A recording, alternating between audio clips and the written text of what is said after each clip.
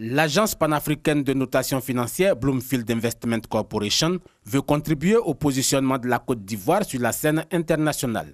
Pour permettre l'évaluation du plan national de développement PND et donner une visibilité claire du climat des affaires en Côte d'Ivoire, une conférence débat a abordé les points saillants du rapport d'études publié par l'agence, notamment la performance macroéconomique de la Côte d'Ivoire, les finances publiques et la stabilité du système financier.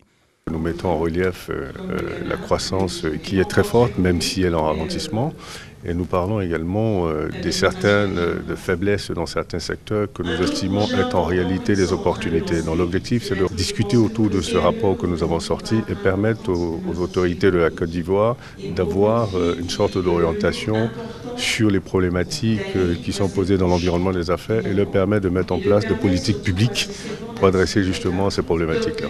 Pour le ministre de l'économie et des finances, l'étude élaborée est importante pour la Côte d'Ivoire, en ce sens qu'elle va permettre de faire des ajustements nécessaires. Le rapport donc décrit, j'allais dire de façon objective, le regard donc de ceux qui l'ont rédigé sur la Côte d'Ivoire. Nous avons donc essayé de leur apporter des éléments de réponse, somme toute relativement en ligne avec donc notre vision. Il reste toujours à travailler, à faire mieux et dire que le chemin est encore long. Le président de la République donc, nous a donné une orientation qui est d'aller donc vers la transformation structurelle de notre économie.